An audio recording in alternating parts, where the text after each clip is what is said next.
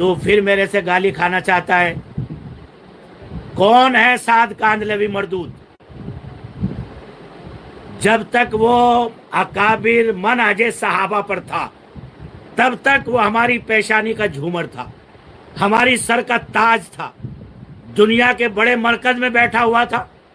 اور آج جب اس نے قرآن و سنت اور جمہور اور اللہ کے قرآن میں تحریف کر دی، وہ آج ہماری جوتیوں کی نوک کے برابر ہے۔ ہم ایسے اقوال کو اپنی جوتوں کی نوک پہ رکھتے ہیں۔ کیا حیثیت ہے سعد کی؟ کیوں نام لیا تم نے سعد کا؟ مردود کہیں گے، بے شرم۔ سعد کیا ہے سعد؟ السلام علیکم ورحمۃ اللہ وبرکاتہ۔ ناظرین و سامعین، امید ہے کہ خیریت سے ہوں گے۔ دوستو اس ویڈیو کو لائک کر دیجئے گا اور چینل کو سبسکرائب کر لیجئے گا۔ دوستو بہت ہی اہم ویڈیو ہونے والی ہے، آپ حضرات سے گزارش ہے کہ اس ویڈیو کو آخر تک ضرور دیکھیے گا اور تبلیغی حضرات اس ویڈیو کو ایک بار ضرور دیکھیں۔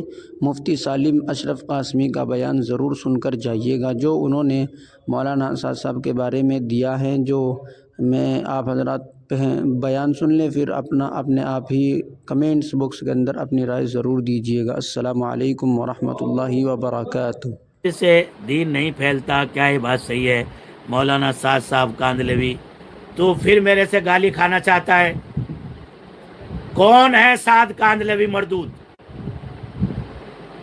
جب تک وہ اکابر منہج صحابہ پر تھا تب تک وہ ہماری پیشانی کا جھومر تھا، ہماری سر کا تاج تھا، دنیا کے بڑے مرکز میں بیٹھا ہوا تھا۔ اور آج جب اس نے قرآن و سنت اور جمہور اور اللہ کے قرآن میں تحریف کر دی، وہ آج ہماری جوتیوں کی نوک کے برابر ہے۔ ہم ایسے اقوال کو اپنی جوتوں کی نوک پہ رکھتے ہیں۔ کیا حیثیت ہے سعد کی؟ کیوں نام لیا تم نے سعد کا؟ مردود کہیں گے، بے شرم۔ سعد کیا ہے سعد؟ میں نے اپنے اکابر سے آنکھوں سے روتے ہوئے دیکھا اس نالائق کے لیے۔ مولی سالم ایک وقت وہ ہوگا کہ اس نالائق کی وجہ سے امت میں فرقہ پڑ جائے گا، اور وہ پڑ گیا۔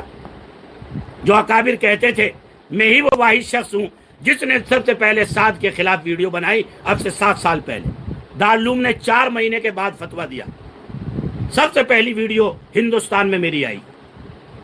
تم مجھ سے سعد کے بارے میں مسئلہ پوچھتا؟ بے شرم ہے۔ یہی اہمیت دے سکتے ہیں ایسے مردودوں کو جو خود مردود ہوں۔ سعد کیا ہے سعد؟ ارے کوئی عالم اپنی ذات کے اعتبار سے محترم نہیں ہے، وہ علم کی وجہ سے محترم ہے، کتاب و سنت کی وجہ سے محترم ہے، سنت و شریعت کی صحیح راہ بتانے کی وجہ سے محترم ہے۔ نالائق ہے سعد، کتاب و سنت سے نہیں پھیلتا۔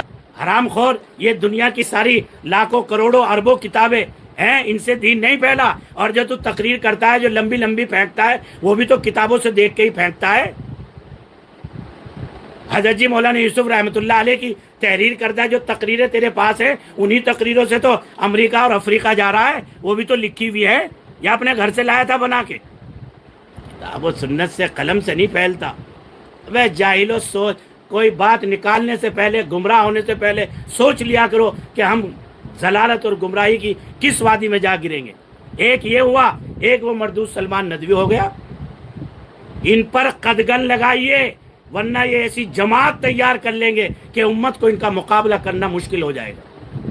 میں آپ سے بھی کہتا ہوں، علماء سے، میں ابھی آپ کو ایک لنک بھیجوں گا اس مردود کے جو بیانات ہیں گمراہ کن، جو کتاب و سنت کے بالکل خلاف ہیں، ان کی لنک کو عوام میں خوب پھیلائیے، ورنہ ایک ایسا گروہ تیار ہوگا کہ جس کا مقابلہ کرنا امت میں مشکل ہو جائے گا۔ یاد رکھیے یہ بات، فتنے ایسے ہی پھیلتے ہیں۔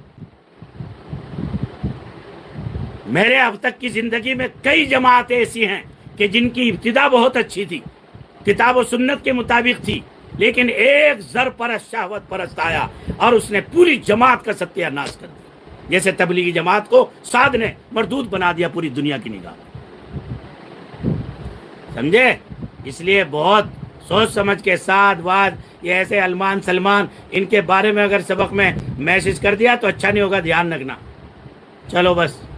مولانا سعد صاحب نے نظام الدین میں ایک بیان کیا تھا، اس بیان کی تردید شیخ الاسلام مفتی تقی عثمانی صاحب نے بھی کی تھی، اور دیگر بہت سارے علماء نے ان کے اس بیان کی تردید کی تھی، لیکن مولانا صاحب نے اسی بیان کو اس بار پھر دوبارہ بھوپال اجتماع میں دہرایا ہے، اپنے اسی نظریہ کو بھوپال اجتماع میں دوبارہ دہرایا ہے۔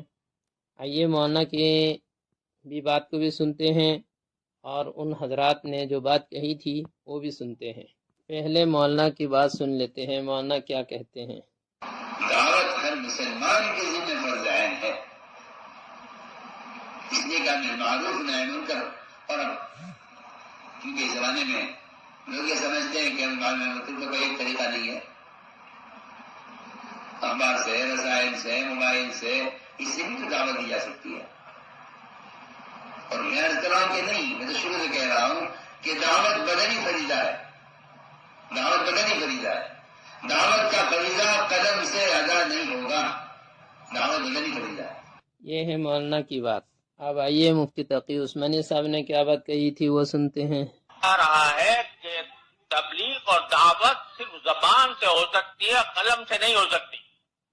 اگر کوئی دوسروں کو قلم کے ذریعے، تحریر کے ذریعے، کتابوں کے ذریعے، رسائل کے ذریعے، خطوط کے ذریعے اگر دین کی طرف بلاتا ہے، وہ دعوت نہیں ہے، وہ تبلیغ نہیں ہے۔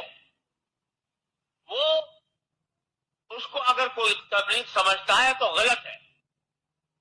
یہاں تک بات کہی جا رہی ہے۔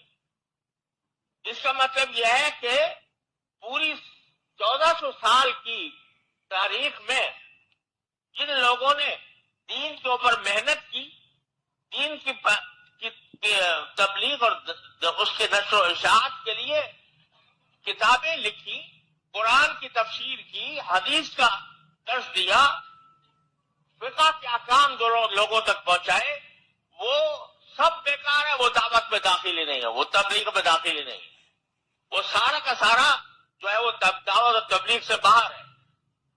اس قسم کی باتیں بھی کہی جانے لگی ہیں، کریں اتفاق۔ اب اگر اس کے معنی کیا ہوا ہے کہ یہ خاص طریقہ جو حضرت مولانا محمد الیاس صاحب رحمۃ اللہ علیہ کے قلب پر اللہ تعالیٰ نے القاء فرمایا اور وہ بڑا مفید ثابت ہوا، اس سے پہلے جو کچھ ہوا ہے وہ نہ کوئی دین کی دعوت تھی، نہ تبلیغ تھی، نہ دین کی وہ خدمت تھی۔ اور خدمت دین منحصر ہے اسی خاص طریقے میں جو مقرر کر دیا گیا۔